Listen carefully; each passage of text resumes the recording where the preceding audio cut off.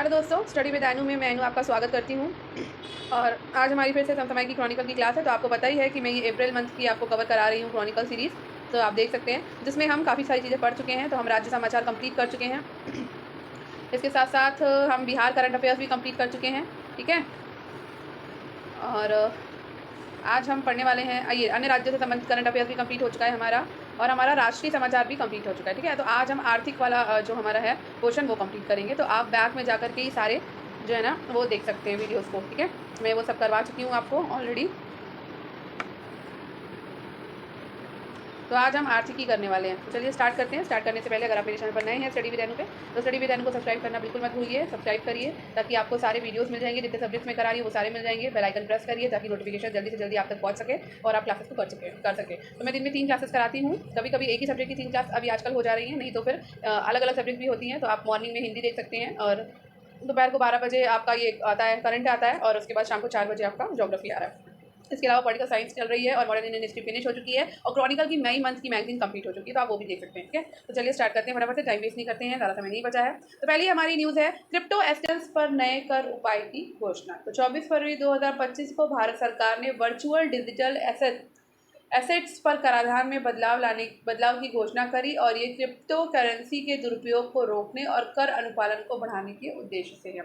इसका मुख्य बिंदु है वीडीएस की परिभाषा। अब सभी प्रकार के क्रिप्टो एसेट्स शामिल होंगे जिनमें क्रिप्टो करेंसी, एनएफटीएस और अन्य डिजिटल मूल्य प्रतिनिधित्व शामिल है। उपहार, कार्ड और वाउचर शामिल नहीं है। अनुपेक्षित आय की परिभाषा, तो आय जो आयकर रिटर्न में रिपोर्ट नहीं की गई है, अब वीडीएस को भी शामिल करेगी। वीडीएस से होने वाली आय पर कर लगेगा। ब्लॉक असेसमेंट योजना, तो एक विशिष्ट अवधि के लिए अनुपेक्षित आय का मूल्यांकन खोज के वर्ष से पहले के 6 मूल्यांकन वर्षों को शामिल करती है। एक समेकित मूल्यांकन किया जाएगा। अनुपेक्षित आय के लिए कर प्रभाव, तो वीडीएस से आय की रिपोर्ट नहीं करने पर 60% पर कर दर और 50% जुर्माना होगा। क्रिप्टो लेन देन की रिपोर्टिंग, तो क्रिप्टो लेन देन में शामिल संस्थाओं को इन गतिविधियों की रिपोर्ट करनी होगी। रिपोर्टिंग दायित्व 1 अप्रैल 2026 से प्रभावी होंगे। कर प्रशासन पर प्रभाव, तो बीडीएस को अनुपेक्षित आय श्रेणी में शामिल कर अनुपालन बढ़ाने का लक्ष्य। इससे कर प्रशासन की दक्षता में वृद्धि होगी। अब बात करते हैं आरबीआई का नकदी संकट को दूर करने के कदम। तो हाल ही में भारतीय रिजर्व बैंक आरबीआई ने घरेलू बैंकिंग प्रणाली में दीर्घकालिक नकदी समस्याओं को दूर करने के लिए $10 बिलियन रुपया स्वैप नीलामी की घोषणा करी। यह कदम भारतीय बाजारों से विदेशी पूंजी के पलायन के प्रभाव को कम करने के लिए उठाया गया है, जो अमेरिकी डॉलर की मजबूत स्थिति के कारण हो रहा है। इसके मुख्य तथ्य और आंकड़े, तो स्वैप विवरण 10 बिलियन स्वैप नीलामी 28 फरवरी 2025 को निर्धारित है, और इसका कार्यकाल 3 साल का होगा। ये पिछली 5 बिलियन स्वैप नीलामी से अलग है, जिसका कार्यकाल 6 महीने का था। इसकी नकदी की कमी, तो 20 फरवरी 2025 तक भारत की बैंकिंग प्रणाली में लगभग 1.7 ट्रिलियन की नकदी की कमी थी। रुपए का अवमूल्यन अक्टूबर 2024 से 21 फरवरी 2025 तक रुपए की डॉलर के मुकाबले लगभग 3.3% की गिरावट हुई। विदेशी मुद्रा भंडारण, आरबीआई ने दिसंबर 2024 से रुपए को स्थिर करने के लिए लगभग प्लस 111.2 बिलियन अपने विदेशी मुद्रा भंडार का लगभग 18% बेचा है। ठीक है। पूंजी निकासी, तो विदेशी पोर्टफोलियो निवेशक और विदेशी संस्थागत निवेशक भारतीय इक्विटी बाजारों से लगभग 31 बिलियन निकाल चुके हैं। बीमा सुधार हेतु दिनेश खारा समिति का गठन, तो 19 फरवरी 2025 को भारतीय बीमा विनियामक और विकास प्राधिकरण IRDAI ने बीमा अधिनियम 1938 की समीक्षा करने और संशोधन सुझाने के लिए एक 7 सदस्यीय समिति के गठन की घोषणा करी, और ये कदम बीमा क्षेत्र में प्रत्यक्ष विदेशी निवेश बढ़ाने के सरकार के प्रयासों के साथ मेल खाता है। इसके मुख्य तथ्य हैं समिति का गठन, तो IRDAI ने भारतीय स्टेट बैंक के पूर्व अध्यक्ष दिनेश खारा की अध्यक्षता में एक उच्च स्तरीय समिति का गठन किया, ताकि बीमा अधिनियम 1938 की जांच की जा सके और आवश्यक बदलावों की सिफारिश की जा सके। तो ये समीक्षा ऐसे समय में हो रही है जब सरकार संसद में बीमा संशोधन विधेयक पेश करने की तैयारी कर रही है, जिसमें बीमा क्षेत्र में 100% FDI की अनुमति देने का प्रस्ताव है। समिति के सदस्य, तो 7 सदस्यीय पैनल में बीमा और वित्त उद्योगों के विशेषज्ञ शामिल हैं, जिनमें ICICI प्रूडेंशियल लाइफ इंश्योरेंस के पूर्व MD और CEO NS Kannan, United India insurance के पूर्व CMD गिरीश राधाकृष्णन, IRDE के पूर्व सदस्य राकेश जोशी, RBI के पूर्व कार्यकारी निदेशक सौरभ सिन्हा, MFINA के MD और CEO आलोक मिश्रा, और कानूनी विशेषज्ञ L विश्वनाथन शामिल हैं। अन्य प्रस्तावित सुधार तो एफडीआई में वृद्धि के अलावा सरकार विभिन्न अन्य सुधारों पर विचार कर रही है।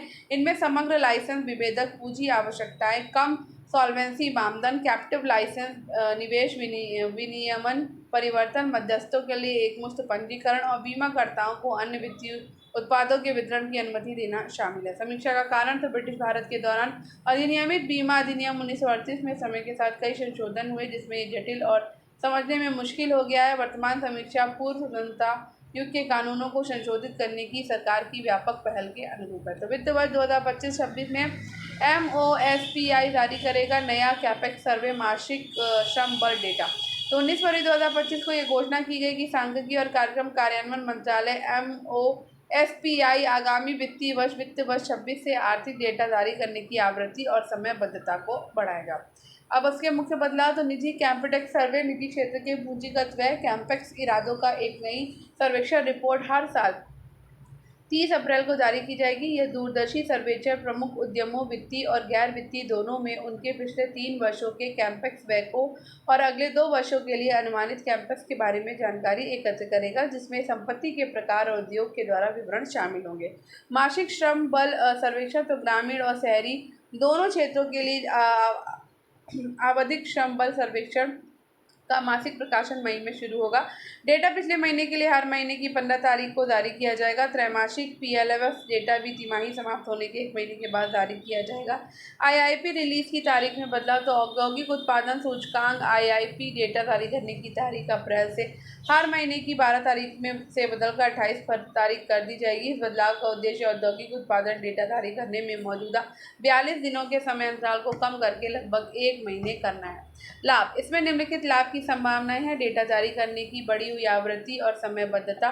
तो सरकार और भारतीय रिजर्व बैंक RBI सहित नीति निर्माताओं की नीति निर्माण के लिए अधिक अद्यतन जानकारी प्रदान करेगी। IIP रिलीज की तारीख में बदलाव से खुदरा मुद्रास्फीति से जैसे अन्य आर्थिक संकेतकों के साथ बेहतर तुलना की जा सकेगी, जो आमतौर पर कम समय अंतराल के साथ जारी किए जाते हैं। शहरों में बेरोजगारी कम हुई है। आवधिक श्रम बल सर्वेक्षण तो 19 फरवरी 2025 को सांख्यिकी और कार्यक्रम कार्यान्वयन मंत्रालय ने अक्टूबर से दिसंबर 2024 की तिमाही के लिए आवधिक श्रम बल सर्वेक्षण जारी किया, जिसमें शहरी बेरोजगारी दर में थोड़ी कमी दिखाई गई है।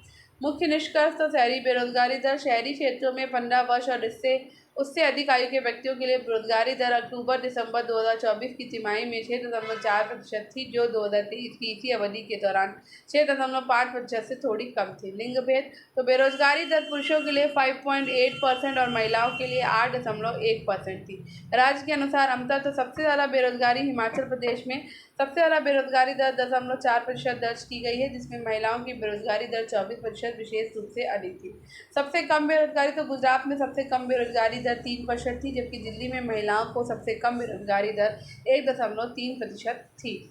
ठीक है, अब बात करते हैं श्रम बल भागीदारी। श्रम सभी आयु के लोगों के लिए LFPR 19.6% था, जो पिछले वर्ष की इसी तिमाही 39%, ठीक है, इसी तिमाही में 39.2% से थोड़ा अधिक था। तो महिलाओं के लिए LFPR पिछले साल के 19.9% में मामूली बढ़कर 20% हो गया है, लेकिन पिछली तिमाही में 20.30% से कम हो गया। बिहार में सभी लोगों 30.7% और महिलाओं में 9.9% दोनों के लिए सबसे कम LFPR दर्ज किया गया है। श्रमिक जनसंख्या अनुपात तो WPR शहरी क्षेत्रों में 15 वर्ष और उससे अधिक आयु के व्यक्तियों के लिए WPR अक्टूबर दिसंबर 2023 में 46.6% से बढ़कर 2024 को इसी अवधि में 47.2% हो गया। रोजगार श्रेणियां तो रोजगार प्राप्त व्यक्तियों में से 39.9% स्वनियोजित थे, 49.4% नियमित वेतनभोगी कर्मचारी थे और 10.7%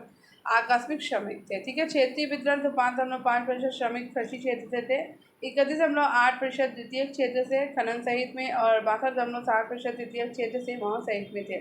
सर्वेक्षण कवरेज PLFS ने 45,074 घरों में 1,70,487 व्यक्तियों का सर्वेक्षण किया। भारत टैक्स 2025 तो भारत टैक्स 2025 14 से 17 फरवरी तक दिल्ली में आयोजित किया गया और ये भारत में होने वाला सबसे बड़ा वैश्विक टेक्सटाइल आयोजन था। ये भारत के कपड़े, फैशन और स्थिरता के क्षेत्र में नवीनता और विकास को दर्शाता है। 16 फरवरी 2025 को प्रधानमंत्री नरेंद्र मोदी ने भारत टेक्स 2025 को संबोधित किया था। इसका मुख्य बिंदु है आयोजन। इस कार्यक्रम का आयोजन टेक्सटाइल मंत्रालय के द्वारा किया गया था। इसमें प्रदर्शनी, ज्ञान सत्र, कार्यक्रम, G2G और B2B टॉक्स लॉन्च किए गए, उत्पाद और इंटरैक्टिव प्रदर्शनियों को शामिल किया गया है। विकास और सहयोग। भारत टेक्स कपड़ा क्षेत्र के भीतर वैश्विक जुड़ाव, सहयोग और साझेदारी के लिए एक महत्वपूर्ण मंच के रूप में उभर रहा है। सांस्कृतिक विविधता पर ध्यान। तो ये आयोजन चिकनकारी, बंधनी और कांजीवरम रेशम जैसी विभिन्न क्षेत्रीय शैलियों सहित भारत को समृद्ध कपड़ा परंपराओं के माध्यम से सांस्कृतिक विविधता का प्रदर्शन करता है। कौशल विकास और कपड़ा क्षेत्र के लिए कुशल कार्यबल बनाने के लिए समर्थ जैसी कौशल विकास कार्यक्रमों पर जोर दिया गया। आरबीआई ने रेपो दर में 25 आधार अंकों की कटौती की है। तो 7 फरवरी 2025 को भारतीय रिजर्व बैंक ने रेपो दर में 25 आधार अंकों की कटौती पर 6.25% करने की घोषणा की, जो लगभग 5 वर्षों में पहली दर में कटौती है। रेपो दर में कटौती। तो मौद्रिक नीति समिति ने सर्वसम्मति से रेपो दर को 6.50% से घटाकर 6.25% करने का निर्णय लिया।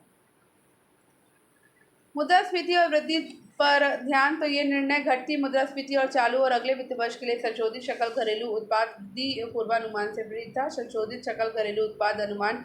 आरबीआई ने चालू वित्त वर्ष के लिए सकल घरेलू उत्पाद वृद्धि के अपने पूर्वानुमान को 6.4% और अगले वित्त वर्ष के लिए 6.7% संशोधित किया है। मुद्रास्फीति का आउटलुक। तो आरबीआई ने चालू वित्त वर्ष के लिए सीपीआई मुद्रास्फीति का अनुमान 4.8% और 2025-26 के लिए 4.2% लगवाया। वित्तीय समावेशन पर जोर। तो आरबीआई ने विशेष रूप से महिलाओं के बीच वित्तीय साक्षरता के महत्व पर प्रकाश डाला और घोषणा की कि वित्तीय साक्षरता सप्ताह 2025 वित्तीय निर्णय लेने में महिलाओं की भूमिका पर केंद्रित होगा। भारत प्रवासन हेतु नया कानून बनाएगा। तो 5 फरवरी 2025 को एक संसदीय स्थायी समिति की रिपोर्ट के अनुसार भारत सरकार 1983 के पुराने उत्प्रवास अधिनियम की जगह लेने के लिए विदेशी गतिशीलता, सुविधा और कल्याण विधेयक 2024 नामक एक नए कानून को गंभीरता से विचार कर रही है। समकालीन प्रवास चुनौतियों का समाधान। तो नया कानून विदेश में रोजगार की तलाश करने वाले भारतीय नागरिकों के लिए सुरक्षित, व्यवस्थित और नियमित प्रवास के लिए एक व्यापक ढांचा स्थापित करने का लक्ष्य रखता है। प्रवासी कल्याण पर फोकस। तो विधेयक विदेश में भारतीय प्रवासियों के अधिकारों और कल्याण की रक्षा पर ध्यान केंद्रित करेगा, जिसमें शोषण, अनुबंध विसंगतियों और मजदूरी का भुगतान न करना जैसे मुद्दों का समाधान शामिल है।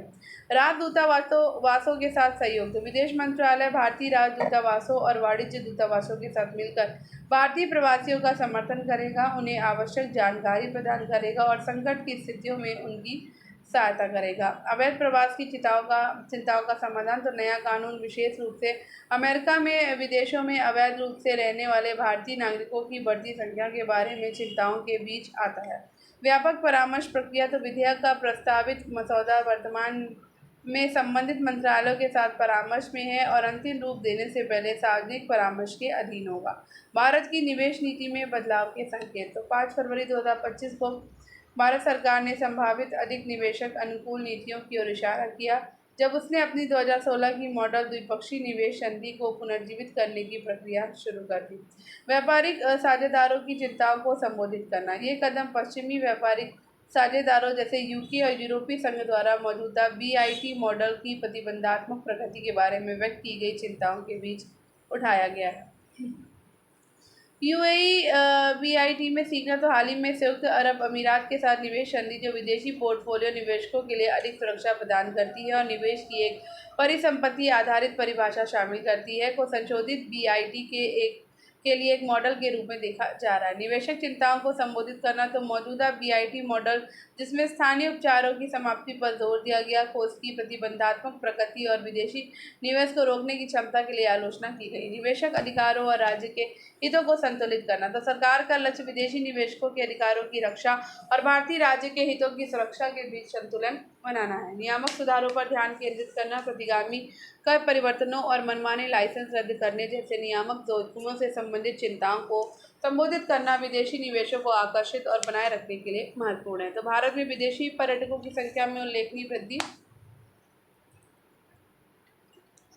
तो 3 फरवरी 2025 को पर्यटन मंत्रालय ने भारत में विदेशी पर्यटकों की संख्या में उल्लेखनीय वृद्धि की घोषणा करी और ये विकास भारत को एक पर्यटन स्थल के रूप में बढ़ती अपील और पर्यटन को बढ़ावा देने के लिए सरकार के सफल प्रयासों को दर्शाता है।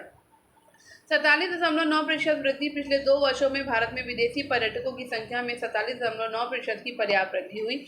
95.20 लाख पर्यटक अकेले 2023 में लगभग 95.2 मिलियन विदेशी पर्यटकों ने भारत का दौरा किया। शीर्ष पर्यटक स्रोत बांग्लादेश, संयुक्त राज्य अमेरिका और यूनाइटेड किंगडम भारत में पर्यटक भेजने वाले प्रमुख देशों के रूप में उभरे हैं। सरकारी पहल। तो पर्यटन मंत्रालय ने अधिक पर्यटकों को आकर्षित करने के लिए विभिन्न उपायों को लागू किया जो इस वृद्धि में योगदान देता है। वित्तीय आवंटन। तो 23 राज्यों में प्रतिष्ठित पर्यटन केंद्रों के विकास के लिए 3,200 करोड़ रुपए से अधिक का आवंटन किया गया। ठीक है। तो कृषि क्षेत्र में लगातार 5% की औसत वृद्धि। तो 31 जनवरी 2025 को जारी किए गए एक आर्थिक सर्वेक्षण 2024-25 में भारत के कृषि क्षेत्र के महत्वपूर्ण विकास और लचीलेपन को रेखांकित किया गया है। लगातार वृद्धि। तो वित्त वर्ष 2017 से 2023 तक कृषि क्षेत्र में लगातार 5% की औसत वृद्धि दर्ज की गई। कृषि आय में वृद्धि। पिछले एक दशक में कृषि आय में सालाना 5.23% की दर से वृद्धि हुई है। विविधीकरण, पशुपालन और मत्स्य पालन जैसे संबद्ध क्षेत्र कृषि विकास के प्रमुख चालक बन गया। खरीफ खाद्यान्न उत्पादन। तो 2024 में खरीफ खाद्यान्न उत्पादन 1647.05 LMT तक पहुंचने का अनुमान है। तो यहाँ पर हमारे आर्थिकी जो है जितनी न्यूज़ थी वो फिनिश हो चुकी है। अब हम कल के चैप्टर में, कल के अपने पार्ट में पढ़ेंगे अंतर्राष्ट्रीय। तो आई होप आपको आज का वीडियो पसंद आया होगा। तो अगर आपको आज का वीडियो पसंद आया तो वीडियो को लाइक करिएगा, शेयर करिएगा, चैनल को सब्सक्राइब करिएगा, दूसरों के साथ शेयर जरूर किया करिए, फीडबैक जरूर दिया करिए, कमेंट जरूर किया करिए। तो धन्यवाद। आपका दिन शुभ हो और आपके लिए हेल्पफुल हो तो दूसरों की हेल्प करिए, मेरी भी हेल्प करिए, शेयर जरूर करिए। तो धन्यवाद। आपका दिन शुभ हो, पढ़ते रहिए, सफलता जरूर मिलेगी।